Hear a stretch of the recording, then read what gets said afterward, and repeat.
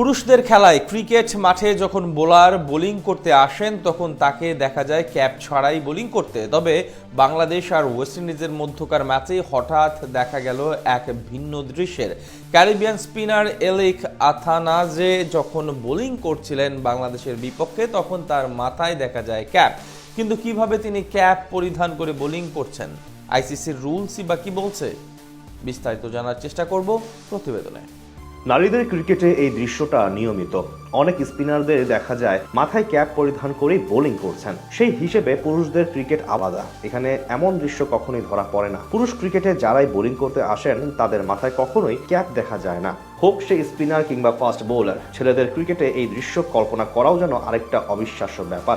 এটা যেন অলিখিত একটি নিয়ম হয়েই গেছে, কেউ বোলিং করতে আসবেন মাথায় ক্যাপ ছাড়া। তবে এই অবাক করা কাণ্ড এবার দেখা গেল মিরপুরের মাঠে বাংলাদেশ ও ওয়েস্ট ইন্ডিজের মধ্যকার দ্বিতীয় ওয়ানডে ম্যাচে, যেখানে দেখা যায় ক্যারিবিয়ান স্পিনার এলিক আথানাজে বোলিং করছেন এবং তার মাথায় আছে ক্যাপ। আর এই দৃশ্য ও ঘটনায় যেন অবাক করেছে সবাইকে। অনেকের মনে তো এখন প্রশ্ন জেগেছে, তবে আইসিসি কি এই ব্যাপারটা সমর্থন করে? আসলে নিয়মই বা কি এই ক্যাপ পরার ব্যাপারে? যেহেতু এই দৃশ্য কখনোই দেখা যায় না, তাই বেশিরভাগ মানুষের মাথায় এটা আসেনি। আবার কেউ কেউ ভাবতে পারে হয়তো এটা নিষিদ্ধ করেছে আইসিসি। যদি এমন ভাবনা কারো থেকে থাকে তবে এটা পুরোপুরি ভুল। মূলত ক্যাপ নিয়ে আইসিসির কোনো রুলসই নেই, যার কারণে নারী ক্রিকেটে এই দৃশ্য নিয়মিতই আমরা দেখি।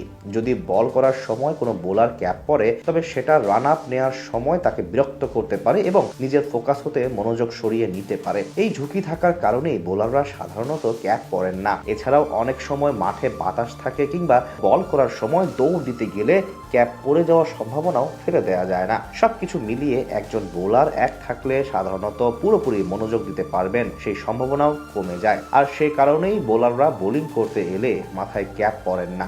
যদিও বল করার সময় যদি কেউ ক্যাপ পরে আর সেই ক্যাপ পরে যায়, এতে করে ব্যাটাররা যদি আউট হয়ে যান কিংবা আপিল করেন তিনি এই ঘটনায় বিভ্রান্ত হয়েছেন, তখন সিদ্ধান্ত বদলে যাওয়ার সম্ভাবনাই বেশি থাকবে। এমনকি নো বল দেয়া কিংবা বোলারকে সতর্ক করা পর্যন্ত হতে পারে। আর এসব কারণেই মূলত বোলাররা সাধারণত ক্যাপ পরিধান করে বোলিং করতে আসেন না, যার ফলে ছেলেদের ক্রিকেটে এই দৃশ্যটা একেবারেই দেখা যায় না। তবে এবার মিরপুরে যেন অনেকদিন পর এমন ভিন্ন একটি দৃশ্যের দেখা মিলেছে।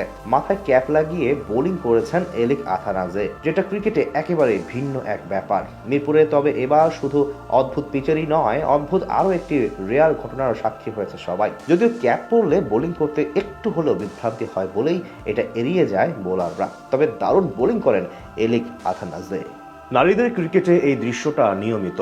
অনেক স্পিনারদের দেখা যায় মাথায় ক্যাপ পরিধান করেই বোলিং করছেন। সেই হিসেবে পুরুষদের ক্রিকেট আলাদা। এখানে এমন দৃশ্য কখনোই ধরা পড়ে না।